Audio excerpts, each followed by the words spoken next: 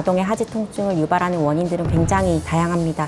오늘 주로 말씀드릴 안짱다리, X자다리, 평발 등의 어떤 하지 부정렬로 인한 통증, 그리고 일시적이거나 지속적인 염증, 관절이나 이런 근골격계 염증 질환들, 또는 뼈의 어떤 양성이나 악성 종양의 증상이기도 하고, 굉장히 중증 질환에 속하는 백혈병이라든지 신경모세포종의 초기 증상이기도 하기 때문에 이 아이들이 이렇게 통증이 지속적으로 있다면 병원으로 내원하셔서 정확한 진단을 받는 것이 중요하겠습니다.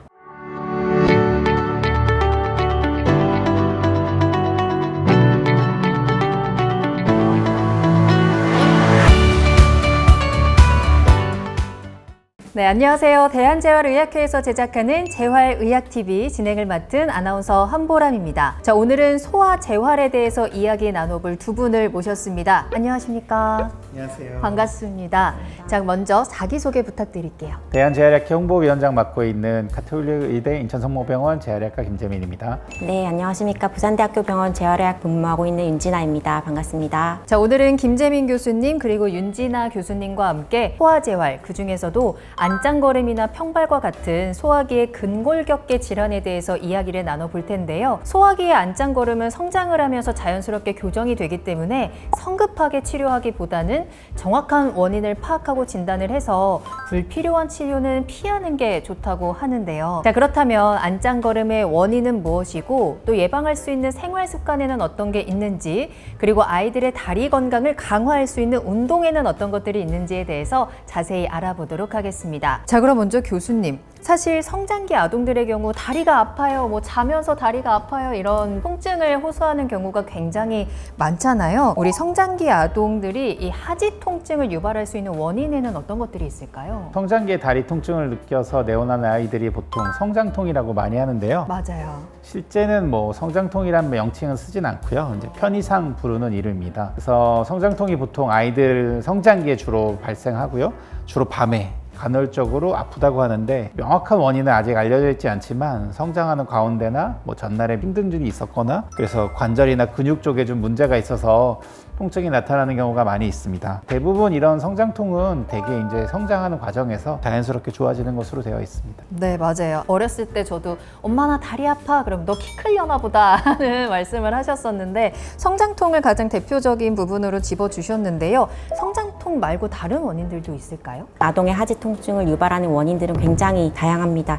이게 시간이 지나면서 사실 자연스럽게 호전되는 원인들이 가장 많기는 하지만 일부 상황들에서는 이제 치료가 필요한 근골격계 질환이나 또는 많진 않지만 어떤 중증 질환을 시사하는 초기 증상이기도 하기 때문에 전문가 진료를 통해서 이게 감별을 할 필요가 있습니다. 아동이 내원을 할 경우에 사실 먼저 아이가 이렇게 외상, 다친 적은 없는지 이런 것을 먼저 감별을 해야 하겠고, 그 이외의 통증의 원인이 될 수 있는 것들에는 이제 오늘 주로 말씀드릴 안짱다리, X자다리, 평발 등의 어떤 하지 부정렬로 인한 통증, 그리고 일시적이거나 지속적인 염증, 관절이나 이런 근골격계 염증 질환들, 또는 뼈의 어떤 양성이나 악성 종양의 증상이기도 하고, 사실 많진 않지만 굉장히 중증 질환에 속하는 백혈병이라든지 신경모세포종의 초기 증상이기도 하기 때문에 이 아이들이 이렇게 통증이 지속적으로 있다면 병원으로 내원하셔서 정확한 진단을 받는 것이 중요하겠습니다. 자, 그렇다면 오늘의 주제이기도 하고요. 또 앞서서 말씀해 주셨던 안짱다리에 대해서 조금 더 자세히 이야기를 나눠볼 텐데요. 일단 안짱다리가 어떤 건지부터 알아볼까요? 주로 다리가 아프다 또는 이렇게 걸음걸이가 불안정하다라고 재활의학과로 내원하는 아동들이 많이 있습니다. 아이들이 사실 독립보행을 시작한 1, 2세 정도 굉장히 어린 나이에서부터 초등학교, 중학생까지 다양한 연령 아이들이 내원을 하고 있는데, 주로 말씀하시는 내용들이 이제 안짱걸음이 있고, 또는 아이들이 막 뛰거나 운동을 그날 열심히 하고 나면 이 통증이 있거나, 또는 이때 넘어질까 불안해 보인다라고 호소를 하시기도 하고, 또는 이제 여학생들 경우에는 치마를 입었을 때 이렇게 걸음걸이가 이쁘지 않다라는 말도 주로 많이 하시고, 말씀드렸듯이 주로 이렇게 무릎이나 발목이 아파서 오래 걷지 못한다, 이런 증상을 같이 호소하시면서 오는 경우가 많이 있습니다. 이런 안짱 걸음이라고 하면 말 그대로 아이들이 걸을 때 이렇게 발끝이 안으로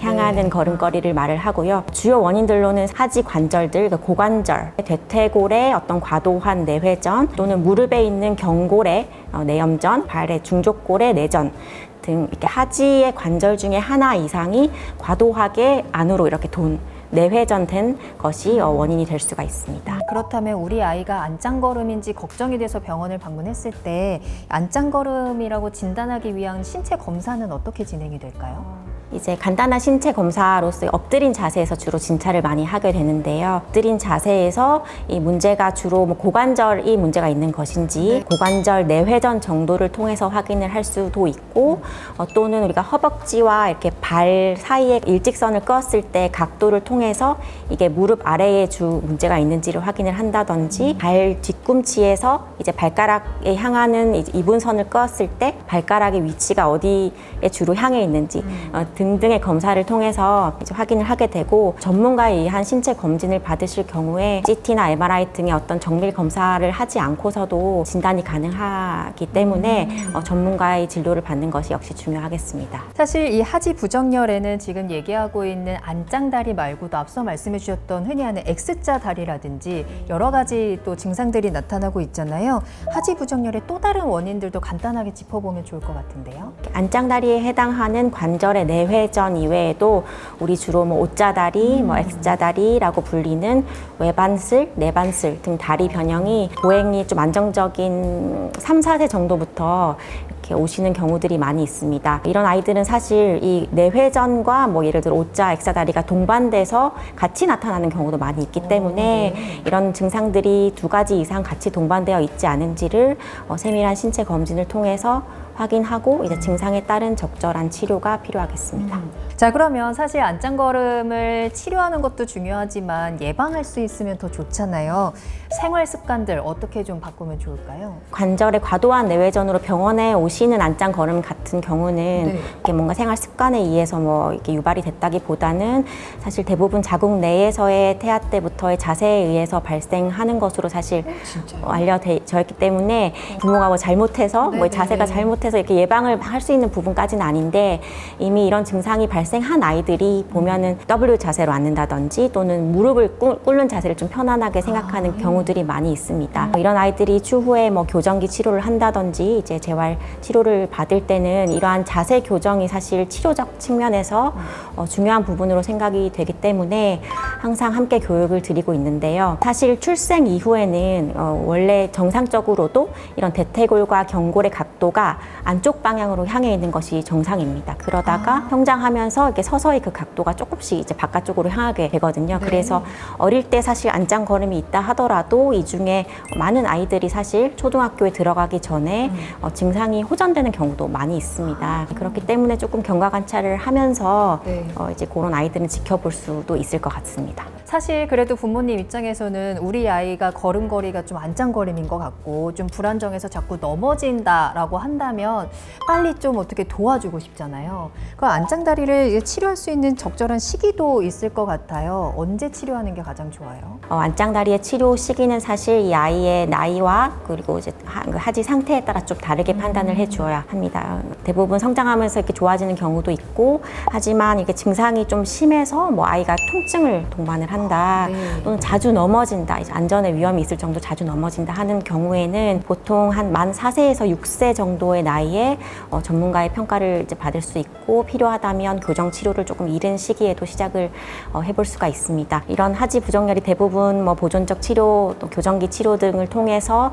좋아지기도 하지만 일부 아이들은 이런 그 교정 치료나 또 보존적 치료 이후에도 증상이 호전되지 않는 경우도 있기 때문에 이런 아이들의 경우는 수술적 치료에 적응증이 될 수도 있습니다. 자, 지금까지 안짱걸음에 대한 이야기를 나누고 있는데 오늘 또 하나의 주제가 평발이거든요. 그런데 이 안짱걸음이랑 평발이 같이 동반돼서 나타나기도 하나요? 이거는 연구 결과를 하나 말씀드려도 좋을 것 같아서 우리나라 아이들을 대상으로 한 연구가 하나 있었는데요. 평발을 주소로 내원한 270여 명의 아동을 대상으로 확인을 해보았을 때 그중에 한 77% 해당하는 200명 이상의 아동이 이 평발과 함께 이 안짱걸음 또는 뭐 액자다리 등의 하지 부정열이 동반되어 있었다라는 연구 결과가 있었습니다. 이제 원인을 생각을 해보면 보행을 할 때 이런 다리와 하지의 어떤 운동 역학이 서로 상관관계가 있기 때문에 한 가지가 문제가 될 경우에 다른 부위도 연쇄적인 상관관계가 있을 수 있다라고 설명을 할 수가 있겠는데, 예를 들어서 고관절이 이렇게 안으로 돈 자세에서는 이 발의 위치도 이렇게 평발 자세처럼 이렇게 안쪽으로 이렇게 돌아버리는 그런 자세를 취하게 되면서, 그리고 이것이 지속될 경우에 고관절을 바깥으로 돌리는 근육 역시 약화되면서 이 세 가지가 모두 악순환이 이렇게 지속되는 경우를 예시로 들 수가 있겠습니다. 평발도 치료를 해야 하는 거예요? 우리 일단 평발의 개념을 잠깐 말씀을 드리면, 평발이라는 것은 발의 안쪽에 이렇게 아치가 낮아지거나 소실되는 것을 일컫습니다. 대부분은 이제 체중 부하를 하지 않을 때는 괜찮다가 체중을 가할 때 이 안쪽에 아치가 소실되는 유연성 평발에 해당하는 경우가 대부분인데요. 이런 경우 역시 이제 어린 아이들은 평발처럼 보이다가 성장하면서 한 30에서 50% 정도는 자연스럽게 좋아짐으로 경과 관찰이 가능합니다. 하지만 이제 아이들이 성장을 하면서 차적으로 이 그 종아리 쪽 아킬레스 그리고 이제 발목을 움직이는 비골근 등이 이렇게 짧아지면서 아이들이 이제 형태만 문제가 생기는 것이 아니라 오히려 성장 시기에 없던 통증이 생기는 경우도 있기 때문에, 이러한 경우에는 뭐 이러한 증상이 발생하기 전에 교육을 한다든지 치료를 한다든지, 또는 이런 하지 그 발의 체중 분산을 위해서 발 보조기 등을 처방을 해볼 수가 있습니다. 보통 안짱걸음이나 평발 모두 자연적으로 이제 호전이 되고 치료가 가능하지만, 가장 중요한 거는 어떻게 보면 예방하고 운동, 그런 교육들이 있을 것 같은데요. 아이들 건강에 좋은 뭐 추천할 만한 것들이 있으면 어떤 것이 있을지 궁금합니다. 그 하지 부정열 그리고 평발 아이들이 병원에서 이렇게 뭐 교정기도 처방을 하고 저희가 보조기도 맞춰서 처방을 하고 하지만, 사실은 집에서 지속적으로 시행을 하는 어떤 스트레칭이라든지 근력 운동, 이렇게 균형 잡기 운동 등이 굉장히 의미가 있습니다. 주로 안짱다리 아이들에게 교육을 하는 이렇게 사자 스트레칭, 수면 전에 매일매일 할 수 있도록 교육을 드리고 있고, 또 그리고 고관절 그 외회전 근간 강화를 위해서 예를 들어 개구리 자세로 앉아서 점프를 한다든지, 이렇게 다리를 바깥으로 펭귄 걸음을 걷는 연습을 한다든지, 사실 이거를 매일매일 하기가 조금 힘들거든요. 예. 그래서 오히려 조금 이제 수능도를 높이면서 아이들이 즐기면서 할 수 있는 이제 연령대에 따라서 또는 성별에 따라서 스케이팅이라든지 발레, 수영, 뭐 자전거 타기 등을 이제 같이 권유를 드리고 있습니다.